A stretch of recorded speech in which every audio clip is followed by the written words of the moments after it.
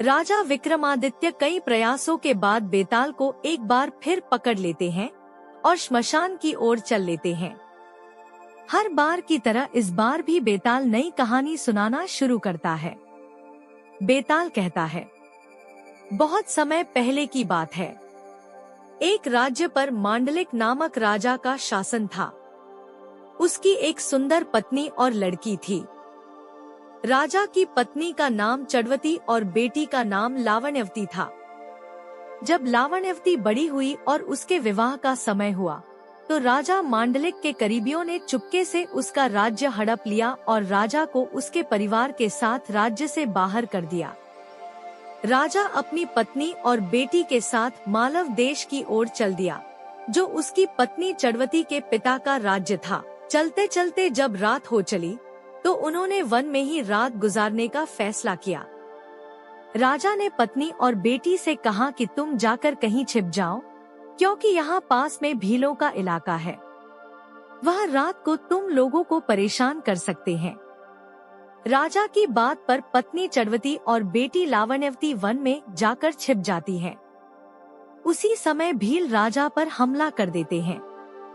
राजा बड़ी बहादुरी से भीलों से लड़ता है, लेकिन अंत में मारा जाता है।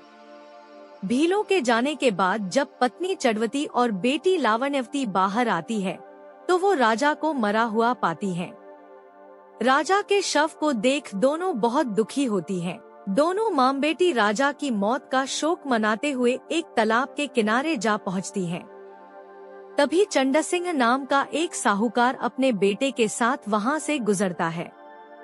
उसे रास्ते में दो महिलाओं के पैरों के निशान दिखाई देते हैं। यह देखकर साहूकार ने अपने बेटे से कहा, अगर ये स्त्रियां मिल जाएं, तो जिससे चाहो तुम शादी कर लेना। पिता की यह बात सुनकर बेटा कहता है, पिताजी छोटे पैर वाली उम्र में भी कम होगी, इसलिए मैं छोटे पैर वाली से ही शादी करूंगा। आप बड़े पैर वाले से शादी कर लेना। साहूकार की शादी करने की इच्छा नहीं थी, लेकिन बेटे के बार बार जोर देने पर वह राजी हो जाता है।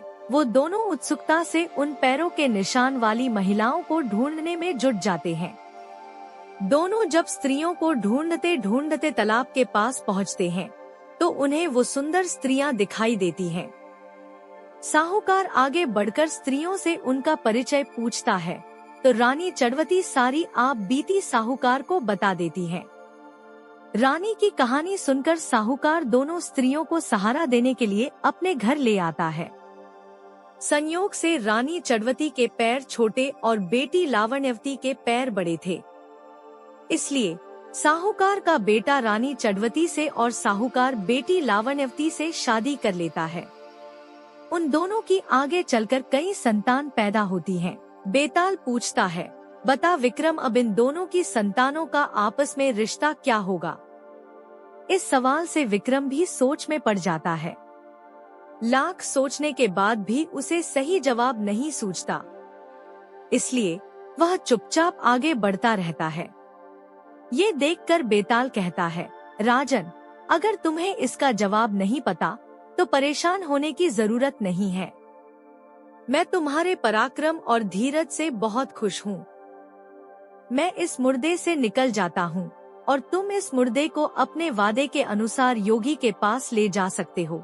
लेकिन याद रहे, जब योगी तुम्हें सिर झुकाकर इस मुर्दे को प्रणाम करने को कहे, तो तुम उनसे कहना कि पहले आप करके दिखाएं कि कैसे करना है। जब योगी सिर झुकाएं, तो तभी अपनी तलवार से उसका सिर काट लेना। उसका सिर काटकर तुम पूरी पृथ्वी के चक्रवर्ती सम्राट बन जाओगे। वहीं अगर तुमने उसका सिर नहीं काटा, तो योगी तुम्हारी बलि दे देगा और सिद्धि प्राप्त कर लेगा। इतना कहते ही बेताल ने मुर्दे का शरीर छोड़ दिया और राजा विक्रम मुर्दे का शरीर लेकर योगी के पास पहुंच जाते हैं। इसी प्रकार रिश्ता क्या हुआ विक्रम और बेताल की एक अद्भुत कथा समाप्त होती है। कहानी से सीख, बिना तथ्य को जाने किसी भी फैसले को नहीं लेना चाहिए। इससे आगे चलकर परेशानी हो सकती है।